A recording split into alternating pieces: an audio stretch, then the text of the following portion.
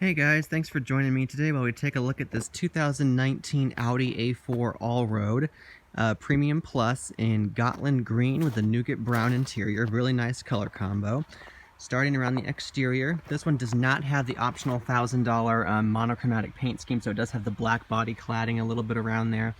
You do have 18-inch machined aluminum alloy wheels. They're 245/45s on the ubiquitous, Connie Pro Contact.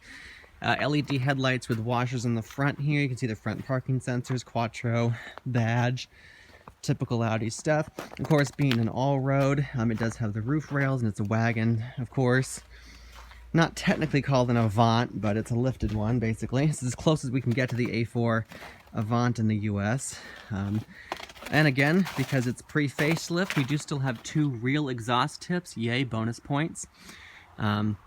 But let's take a look at the cargo area, because that's one of the main advantages to getting, the all-road besides the lifted ride height. You'll see the dynamic turn signals there. It does have a power lift gate. Opens very high, opens way higher than the previous gen Q5 does. You can close it right here. You can close and lock. LED light there.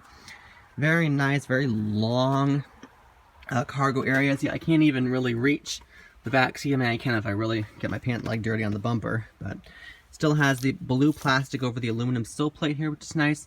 A couple of netted areas. You fold the seats down right here. You have two LED light bars there. You have a couple of pop-out grocery hooks there. Nice cargo cover that slides up. You can see it rides along the tracks here. So a ton of cargo room. Really, if you don't need to tow anything, get one of these if you don't tow anything or need a big honking SUV. They drive nicer than SUVs do, and still get a ton of cargo space. Now, I know these things don't lease very good. Typically, Q5s lease better. That's probably fueling part of the SUV agenda, but anywho, if you're purchasing, I would definitely recommend sticking with an all-road if you don't need towing capability or something. Now let's take a peek inside. Walk around one more time.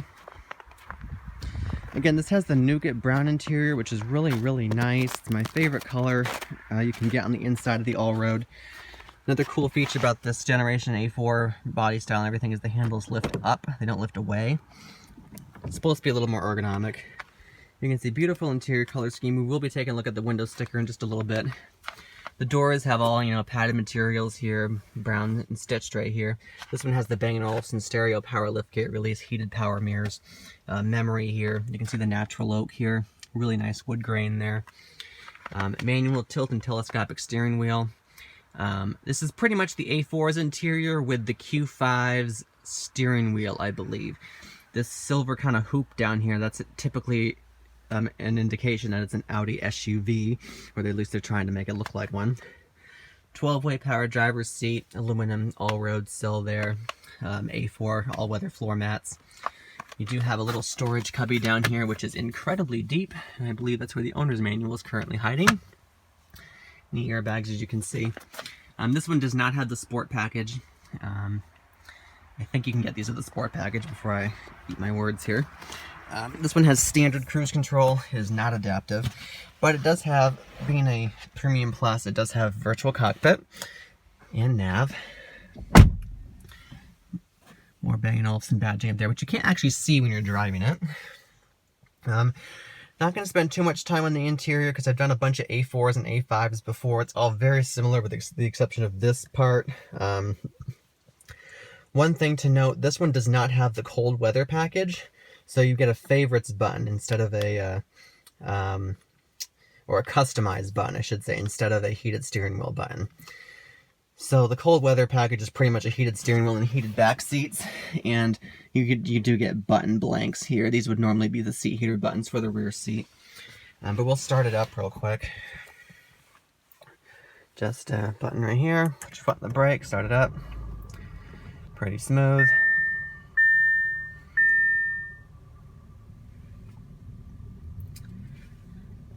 And you can go in and out, make the gauges smaller and bigger and sort through all these different things. You can go to, audio and trip and nav and phone, and all that from the main menu there. I'm not going to go very far in depth with the virtual cockpit, you guys have seen it before. I don't want this video to last forever. This one still has the MMI control wheel. where you can hover over these presets by just pressing your finger over it, and you can set different presets so you know what they actually are before you click them. Kind of cool. Dual zone climate control. Technically it's 3-zone, because you can control a temperature zone in the back. These are kind of neat because again, these are capacitive buttons, so you can kind of hover over before you click them to see what your different options are. And you control the temperature here. I have it synced right now. Heated seats, front and rear defrost, you know, recirc, basic stuff. Row of buttons down here for your drive select, auto start on and off, traction control enable disable, parking sensor enable disable, hill descent control, and this turns the screen off. It turns the screen off, it does not retract it, as you guys probably know by now. This is the center vent over here. You can control that over, I think it's over here somewhere. No, maybe not. Where are you? Center vent. Maybe they took that away. Alright, I'm not going to spend too much time on that line if I'm making stuff up. But let's take a look at the window stick. You can see this was originally intended to be a surface loaner vehicle. And again, it's Gotland Green, Nougat Brown, Premium Plus, Bang & Olufsen stereo, the Audi Guard protection package, which is like the all-weather mats and stuff. It has the Audi beam rings, which you're not going to be able to see during the day, which is just the Audi emblem that shines down on the ground when you open the door.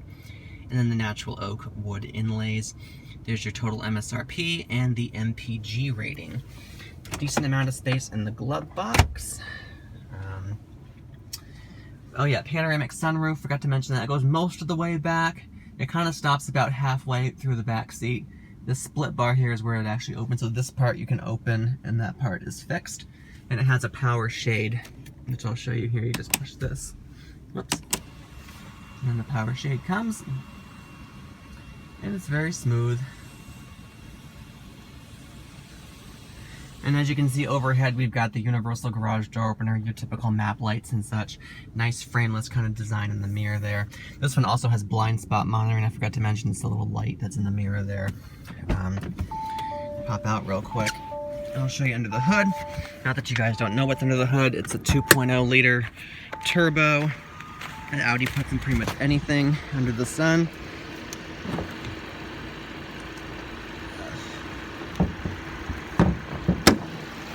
There we go.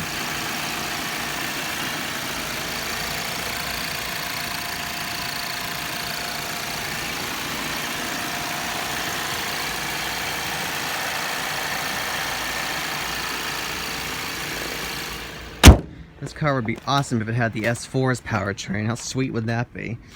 But anywho, we'll cut it off there. And we'll take a quick peek in the back. Now I had the seat kind of reclined and stuff, so it might look a little tight, but if you're not sitting to recline like me, you should have plenty of room. I'm 5'10". Whoops, as I fall in here. Same materials carry through on the back, which is really nice. But even in my kind of silly driving position, I still have plenty of knee clearance, that's fine. A nice fold-down armrest here with some cup holders that pop out. Some charge-only USB ports, and again, you can change your temperature back here. There's a little screen that lights up there. You can change your temp. Got your vents.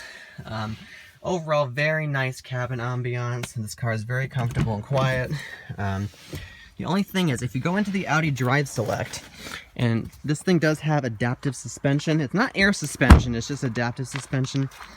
If you put it in comfort mode, it does kind of porpoise on the highway. So if you have it in auto or dynamic, it's fine. But just be aware that if you're in comfort mode, you might want to get it out of comfort mode.